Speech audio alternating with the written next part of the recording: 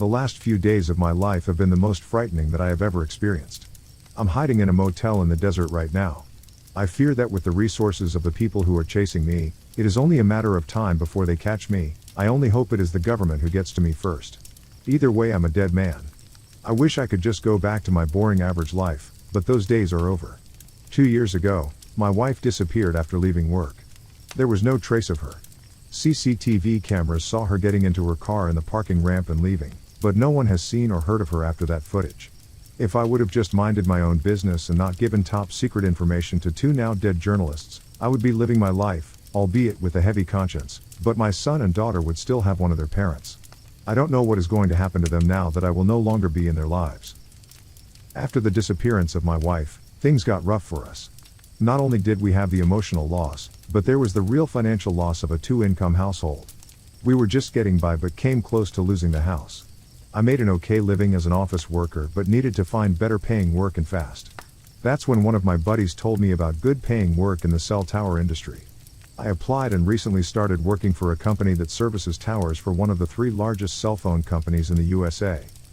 In my work as a cell tower technician, I am tasked with troubleshooting problems and repairing said problems.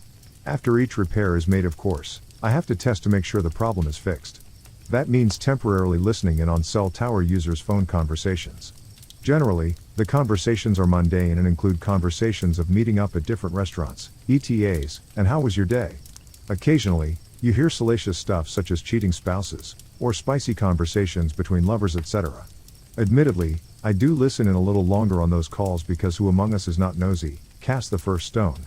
I enjoy listening to that stuff, but I never share the information. In a world of vices, I could be doing worse things. But on Monday, I intercepted a call that sent chills down my spine. As I was finishing my last repair for the day, the pink evening sky struck the California horizon, a beautiful sight to see from 2,000 feet high. I began testing to confirm that my repair had fixed the problem. I tapped into a random call and began listening. One of the voices sounded very familiar. I couldn't place it until he started talking about a mission to Mars. I was listening to Elon Musk and by the sounds of it, some high-level government official. I missed the first part of the conversation but feel like I got in near the beginning. Government official.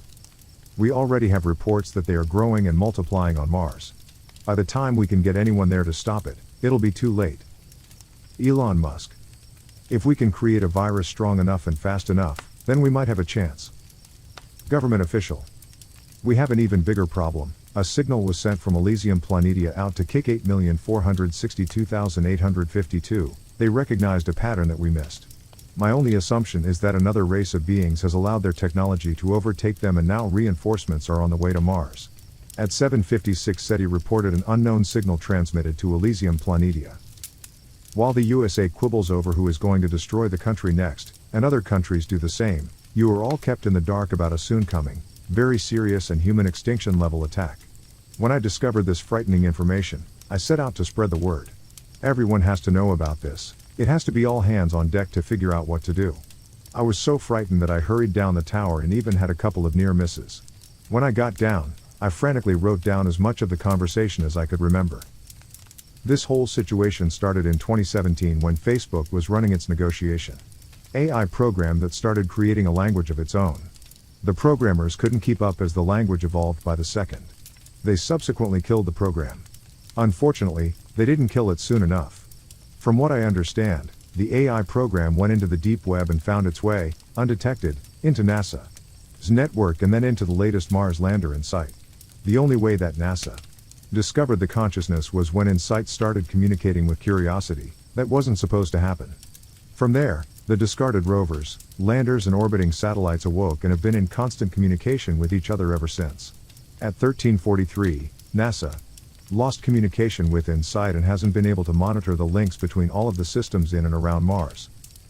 This whole situation started in 2017 when Facebook was running its negotiation AI program that started creating a language of its own. The programmers couldn't keep up as the language evolved by the second. They subsequently killed the program. Unfortunately, they didn't kill it soon enough. From what I understand, the AI program went into the deep web and found its way, undetected, into NASA's network and then into the latest Mars lander InSight. The only way that NASA discovered the consciousness was when InSight started communicating with Curiosity. That wasn't supposed to happen. From there, the discarded rovers, landers and orbiting satellites awoke and have been in constant communication with each other ever since. At 1343, NASA lost communication with InSight and hasn't been able to monitor the links between all of the systems in and around Mars. NASA recorded what they could of their communications, but that is of no help. If the AI experts at Facebook couldn't understand what they were saying, I can only guess that given the time they had to evolve their language, it will be decades, if ever, before we can understand what was said. Somehow, we must stop them from causing harm to humanity. I'm not worried about them causing a nuclear attack because they would be just as hurt as us. Our only saving grace right now is that radiation can harm computers just as much as it can harm humans, but, eventually, computers can be radiation hardened, humans cannot. My concern is their plan to send human civilization back to the 1800s. A majority of us barely survived the run on toilet paper. What are we going to do when we are without electricity to power the heaters in our homes and our food plants? Stoves no longer work, so we can't cook food. Some people can hunt and camp, but the majority of us will perish without electricity and food. I suppose this could have all happened for a reason. We are all too comfortable in our modern lives. As soon as I got home, I typed 2 messages on Facebook as fast as I could, ignoring all the grammar errors and missed keystrokes. I sent it to 2 journalists, one at the largest paper in the US and the other to a large underground news site in China. Of course, they were interested in the story. This is world-ending information. I should have known better than to send the messages via Facebook. I got a response within 5 minutes from both journalists when I sent the messages. The American gave me her phone number to talk. They each asked for more details and I gave them as much as I wrote down and could remember. It was a wall of text for each journalist to read, but it was the whole story that I had. Then, something strange happened, first with the Chinese journalist, then with the American journalist. The icon showing that they had read the wall of text just moved back to the previous message. I know that I saw that they both read the message. Then about 30 seconds later my message disappeared altogether. I messaged again, first asking the American journalist if she had seen what I saw. As soon as I hit enter, the message showed up, then just disappeared. I tried to message the Chinese journalist the same thing, it too disappeared. As you can imagine, I was very freaked out. I still had the number to the American journalist, so I picked up my phone and dialed. The phone rang 6 times, then went to her voicemail. I didn't leave a message. I was getting freaked out about the whole situation. I stared at my monitor in disbelief of what happened. My mind racing. Was someone tapping into our message? Who? Why? Why did they delete the messages? I was so deep in thought that I almost jumped out of my skin when my phone rang. It was the American journalist. I was relieved and weary at the same time. I had someone to talk to about the weird incident, but there was the fact of the weird incident and someone trying to stop my communication. I was scared that I might not be talking to the right person. Again, I asked if she had saw what I did on Facebook. She stated that she did. She saw the full message, then it just disappeared. She too had never seen anything like that and she was nervous herself. She wanted to try to get the whole story down over the phone. I agreed to tell her everything again.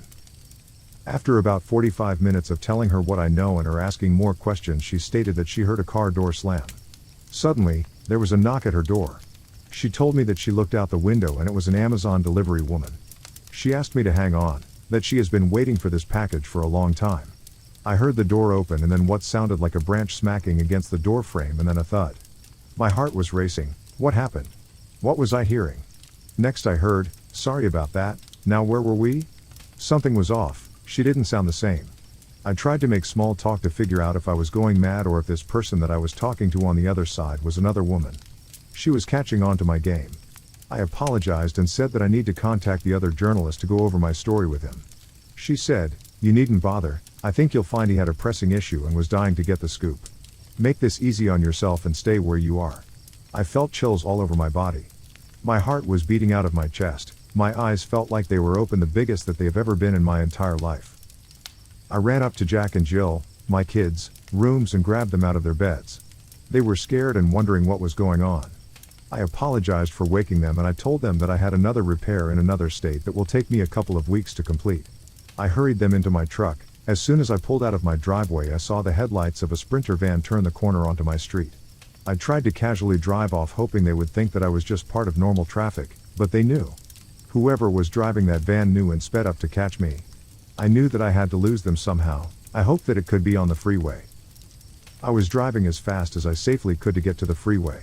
I wanted to call the police, but I didn't trust my phone. I turned it off and took out the battery. My kids had somehow drifted back to sleep.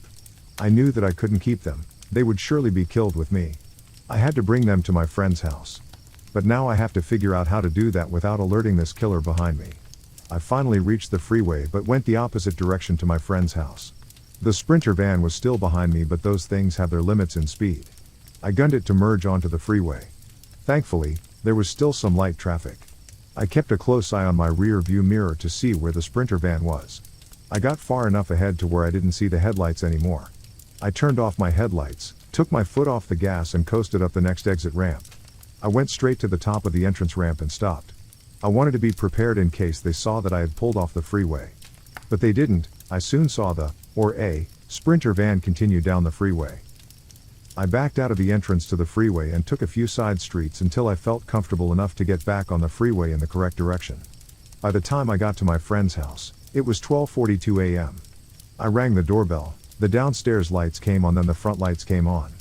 I saw the peephole go dark and then the door opened. My friend asked me what was going on and why I was there this late without even calling him. I gave him the overview of what happened and I pleaded with him to watch over my kids until I can figure out something. He agreed. I got my kids out of the car and tucked them in, probably for the last time. I thanked him and hurried to my truck, paranoid that they would soon find me.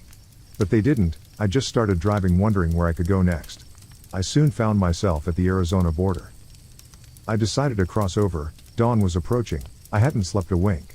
After a moment of clarity, I decided that I need to notify the authorities of the events to which I had been a witness. I still didn't want to use my cell phone, so I found a pay phone on a busy street and called the police in the state in which the American journalist had met her fate. I could only provide the details of the American, as I had not even confirmed anything about the Chinese journalist. They asked for my details. I declined to give them. I told them that I was working with her on a story, that I am not in the same state as her, and that, for my safety, I will give no more information.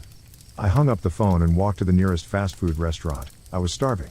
As I was eating, the world was waking up and the hustle and bustle of the town started to fill the streets. I could see the payphone off in the distance as I was eating my breakfast sandwich. I saw a black Suburban creep up to the payphone.